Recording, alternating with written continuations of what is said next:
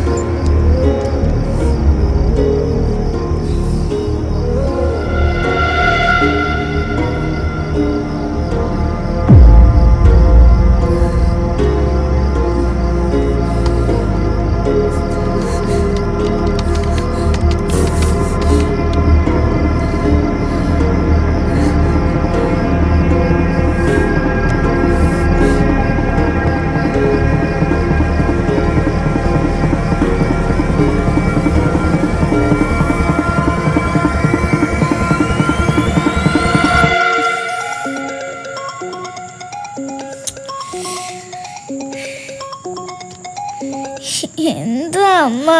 മോളെ Diya, system shut down ആവണില്ല. എന്തൊക്കെയോ പേജസ് ഓപ്പൺ ആയി വരുന്നു. അമ്മ സെർച്ച് ഹിസ്റ്ററി പോയി ആ പേജ് അവിടെ ക്ലോസ് കൊടുത്തേ, ഞാൻ ഹോൾഡ് ചെയ്യാം. ആ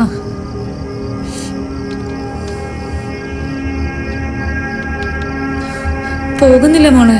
അമ്മ എന്നാ വീഡിയോ കോൾ വിളിക്കും, എനിക്ക് സ്ക്രീൻ ഒന്ന് കാണാനാ.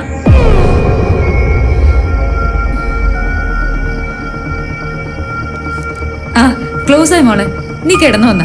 ശരിക്കും നോക്കമ്മേ, അല്ലെങ്കിൽ പവർ ഓഫ് ചെയ്താ മതി. ആയി, മോള് പോയി കിടന്നു. Good night. Good night.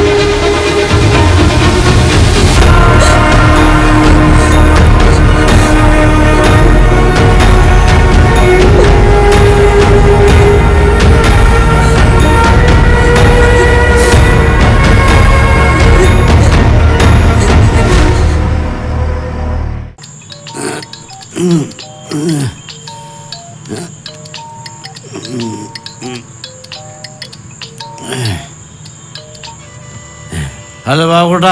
ആ അളിയാ, ഇവിടെ അച്ഛൻ്റെ ചാക്കാലക്ക് കഷ്ടപ്പെട്ടവർക്ക് വേണ്ടി ഒരു പൈതലോട്ട് നടത്തുന്ന ഞാൻ പറഞ്ഞിരുന്നില്ലേ, അത് നാളെ കേട്ടാ. നാളെയോ? ആ നാളെ ഒരു 7 മണിയാകുമ്പോൾ സെറ്റാവും. ബാബുട്ടാ, അത് ഞാൻ ഡാ ആ മാളിയാക്കിലെ രമേശൻ വിളിക്കണ്ടല്ലോ, അവൻ നാളെ മനക്ക് വേണല്ലോ, നീ പറഞ്ഞോട്ടാ. അല്ലടാ,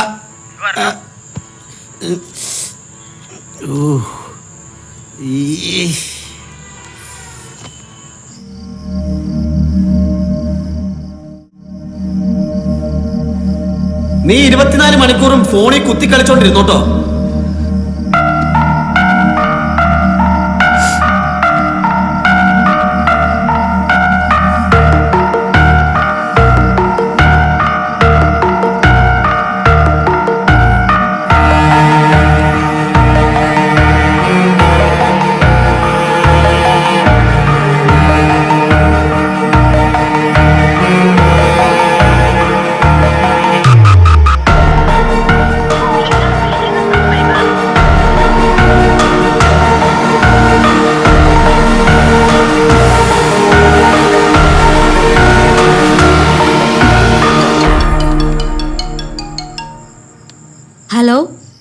ഹലോ പാത്തു, ഷംസു ഉണ്ടോ അവിടെ?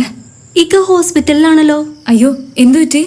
ഷംസുവിന്റെ ബാപ്പയ്ക്ക് പെട്ടെന്ന് ഒരു നെഞ്ചുവേദന. എന്താ ജയശ്രീ, അത്യാവശ്യം എന്തെങ്കിലും? ഇല്ല, ഞാൻ അവനെ വിളിച്ചോളാം. അയ്യോ, ഇക്ക ഫോൺ കൊണ്ടുപോയിട്ടില്ല. Hello hello.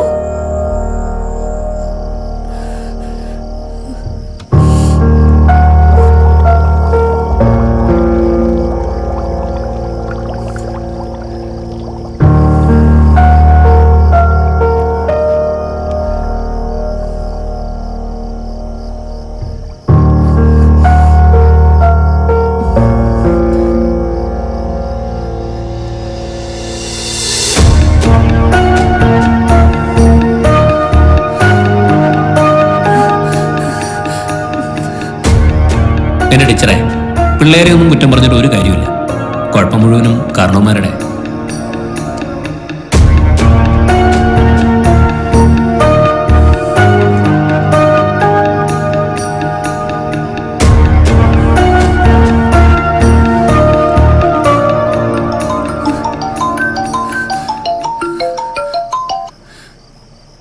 ആ സർ.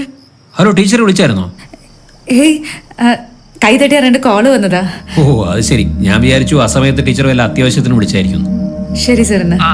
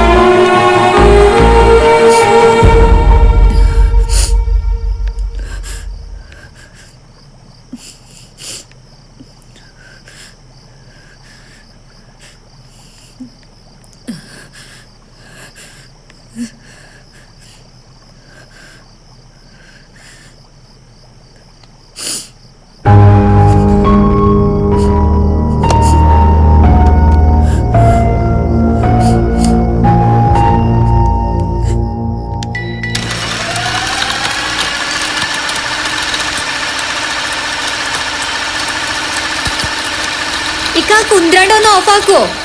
ഇതങ്ങനെ ശരിക്കും പൊടിയിട്ടേടി. നിഷാമസേ, അക്കൗണ്ടിൽ കാശ് ഉണ്ടെങ്കിൽ എനിക്കൊരു 20,000 രൂപ ഇടാമോ? വളരെ അത്യാവശ്യം, അതുകൊണ്ടാ. ഈ പാതിരാത്രിയിൽ ജയശ്രീ മിസ്സിന് എന്തിനാ പൈസ?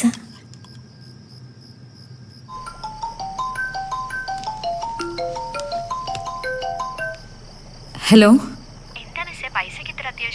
അതെ മിസ്സേ, അമ്മാവനൊരു സർജറി. കാശ് കുറച്ചിവിടെ ഇരിപ്പുണ്ട്, പക്ഷെ അവർക്ക് ഗൂഗിൾ പേ ചെയ്യാനാ. അതിനെന്താ, വേറെ എന്തെങ്കിലും പ്രശ്നമാണെന്ന് ഓർത്താ ഞാൻ വിളിച്ചേ. ക്യാഷ് ഇപ്പൊ തന്നെ ഇടാം മിസ്സേ. ശരി മിസ്സേ.